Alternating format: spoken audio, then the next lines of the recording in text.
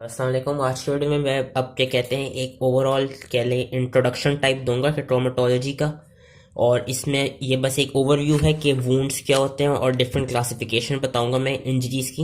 लेकिन फिर हम आगे से जितनी मेरी अब जो फोरेंसिक की जो वीडियोस आएंगी वो फिर इन्हीं से जो डिफरेंट टाइप्स ऑफ इंजरीज हैं उनसे रिलेटेड आएंगी। तो अभी बस एक ओवरव्यू दे रहा हूँ कि कुछ डेफिनेशन में पढ़ लेते हैं। हर्ट हमने पढ़ ली थी, क्या होता है वूंड की पढ़ लेते हैं। वूंड बेसिकली जख्म को कहते हैं। ये कोई भी, ये आपको बहुत एक्सटर्नली भी हो सकता है, इंटरनली भी हो सकता है कि कोई ट्रॉमा हुआ बॉडी को या कोई फोर्स बॉडी को किसी ज़्यादा फोर्स से मारा गया हो या कोई फोर्स लगाई गई हो किसी की बॉडी में, तो उससे वूंड बन सकता है, कोई जख्म आ सकता है। It refers to solution of natural continuity of any tissue, basically tissue damage ही होता है, of any tissues of the body both externally और इंटरनली कॉज्ड बाय वायलेंस और trauma. That is a definition of wound. Assault, assault का एक तरफ से मतलब यही होता है कि किसी पे हमला करना या अटैक करना। और जो असॉल्ट की इन्होंने डेफिनेशन दी हुई है अकॉर्डिंग टू जो पाकिस्तान पीनल कोड का 351, उसके अंदर ये दी गई है कि it refers to an offer to threat or attempt to apply force to the body of another in a hostile manner. वो एक तरफ से किसी को अटैक करना हॉस्टाइल मैनर में, किसी के वो जिस्म को, किसी की बॉडी को नुकसान पहुंचाना, इसको असॉल्ट कहते हैं। एक्सीडेंट, एक्सीडेंट वो होता है कि अगर आपकी कोई इंटेंशन ना हो, कोई चीज़ गलती से हो गई हो, कि गलती से कोई नुकसान वगैरह पहुंच गया। It refers to an offer which is neither expected nor desired nor design, क्योंकि ये एक्सीडेंट होता है। बैटरी क्या होती है? बैटरी भी according to 50 Pakistan penal code जो दी गई है और अकॉर्डिंग टू लॉ, बैटरी तो हमें पता है नॉर्मल एक वो बैटरी भी होती है जो सेल्स के अंदर होती है, जो अकॉर्डिंग टू लॉस की टर्मिनोलॉजी में जो बैटरी, बैटरी का मीनिंग ये है कि it refers to the actual application of force directly और इनडायरेक्टली। या आप इसकी दूसरी डेफिनेशन याद कर सकते हैं कि it is the assault brought to completion. ये होती है battery. Suicide, suicide it is self explanatory, it is refers to self murder, कि खुदकुशी करना, दैट इज सुसाइड।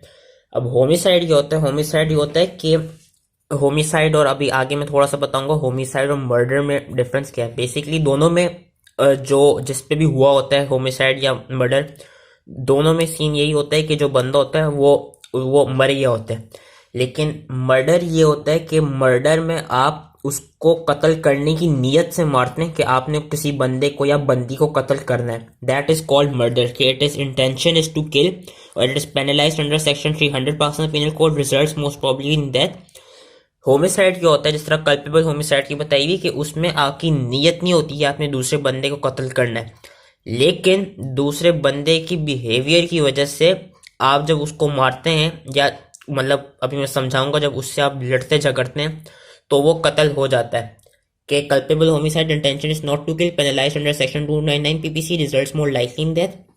कि it refers to killing of one human being as a result of the conduct of the other, कि दूसरे के conduct की वजह से, कि जिस तरह वो बिहेव कर रहा था आपसे, तो उस वजह से उसकी, उस बंदे की आपने किलिंग कर दी। बेसिकली होती क्या ये उन्होंने आगे यहाँ बेहतर समझाइए। Lawful homicide, unlawful homicide. Unlawful में मर्डर, मैनस्लॉटर आ गया। लॉफुल में जस्टिफाइबल होमिसाइड और एक्सक्यूजेबल होमिसाइड। होमिसाइड बेसिकली ये होता है कि मैंने कहा कि आपकी इंटेंशन, नियत कत्ल नहीं होती कि आपने दूसरे बंदे को कत्ल करना है, लेकिन उस तरह की सिचुएशन ऐसी आ जाती है कि आपको अपनी लाइफ बचाने के लिए उसको कत्ल कर जाता है। अब वो सिचुएशंस कैसी कैसी हो सकती हैं? जिस तरह ड्यूरिंग डिफेंस, जस्टिफाइबल होमिसाइड में दिया हुआ है कि ड्यूरिंग डिफेंस कोई आप पे अटैक कर रहा हो और आप अपनी सेल्फ डिफेंस के लिए किसी को आप ऐसे मारें कि वो बंदा मर जाए, तो अब आप आपकी इंटेंशन नहीं थी कि आपने उसको कत्ल करना है, आपने सिर्फ अपनी सेल्फ डिफेंस के लिए जो भी किया एक्शन, और उस एक्शन की वजह से वो किल हो गया बंदा, तो उसको हम कहेंगे justifiable homicide.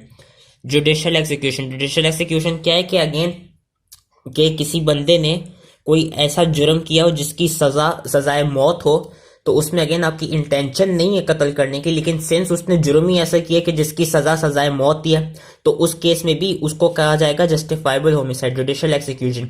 Suppressing rights, affecting arrest during defence and preventing some forcible felony, example rape. Rape की सबसे अच्छी एग्जांपल यही आती है कि लेट्स सपोज के वो अगेन खुदा ना खास्ता अगर किसी औरत पे या किसी लड़की पे कोई जो भी कोई इस तरह के जो लोग होते हैं वो मतलब इस तरह की एक्ट करना चाह रहे हैं, उनको हरेस कर रहे हैं, और उन लड़कियों ने या उन औरतों ने सिर्फ अपनी डिफेंस के लिए, कोई लेट सपोज कि कोई बल्ला या कोई ऐसी डंडा वगैरह चीज पड़ी थी, तो अपनी डिफेंस के लिए उन्होंने उस बंदे से इस तरह के बंदे से बचने के लिए उन्होंने उसको वो मार दिया, और उसके उस डंडे या बल्ले के मारने से वो बंदा मर गया, तो इसको हम मर्डर नहीं कहेंगे, उसको हम कहेंगे जस्टिफाइबल होमिसाइड, क्योंकि वो जो भी खातून थी उन्होंने अपनी हिफाजत के लिए ये किया।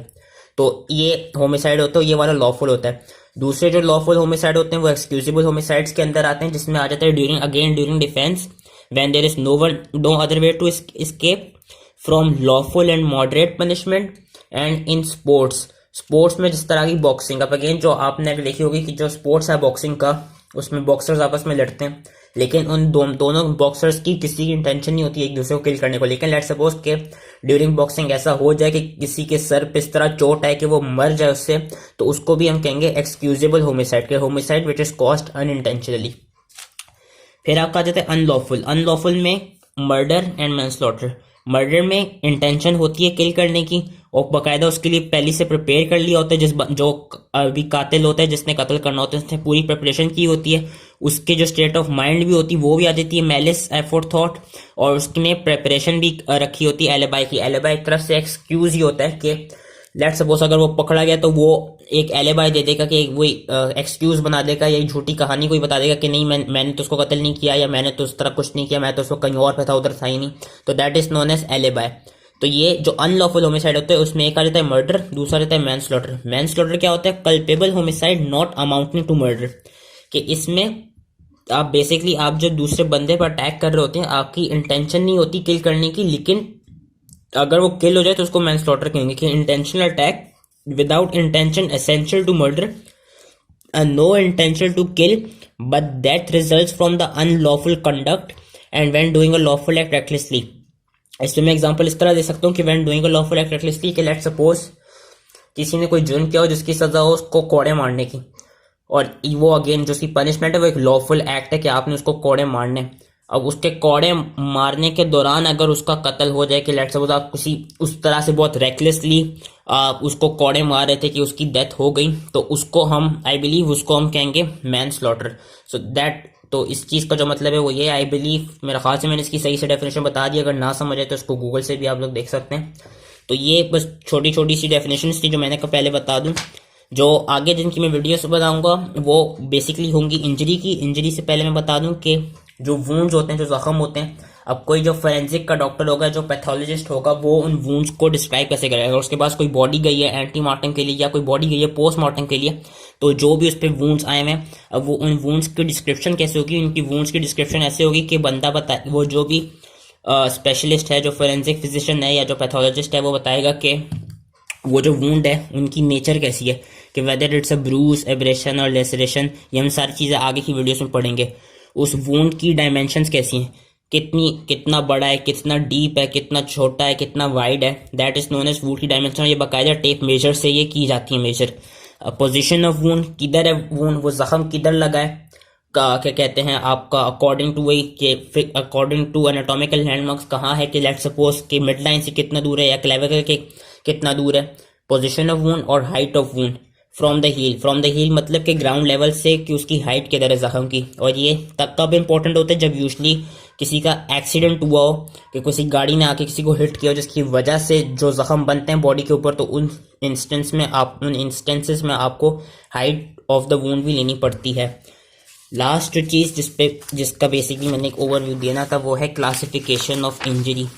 आगे हम ये सारी बस इसके लिए आपने ये टेबल याद कर लेना है। इंजरी का मैंने बता दिया, refers to any harm whatever, ये हमने शायद पहली वीडियो में भी पढ़ा था। Injury refers to any harm whatever illegally cause to any person in body, mind, reputation और प्रॉपर्टी।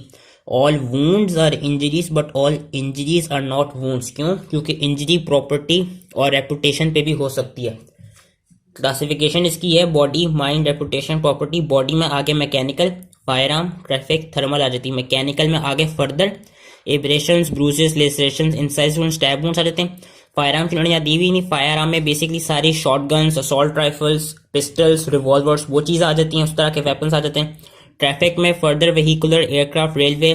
थर्मल में सिंपल बर्न्स, कैर्स, corrosive burns, electric burns, radiation burns, ये चीज़ आ जाती हैं। तो ये जो टेबल है और जो पूरा आगे जिस तरह डिस्क्राइब किया हुआ है, ये आप लोगों ने याद कर लेना है। और जो अब ये जितनी भी क्लासिफिकेशन है और जितनी भी क्लासिफिकेशन जिस तरह मैकेनिकल की आगे जाके abrasion, bruises, lacerations, incise wounds, ये सब इन्होंने आगे दी हुई है, ये एब्रेशन है और ब्रूजेस आ गए, ये सब चीज़ें इन्होंने आगे दी हुई है और ये सब चीज़ें अब हम इंशाल्लाह आगे की वीडियोस में पढ़ेंगे। So that was it. इस चीज़ को, ये इंपॉर्टेंट है, इस चीज़ को याद कर लीजिएगा। आई होप इजीली समझ में आ गई हो एंड थैंक यू।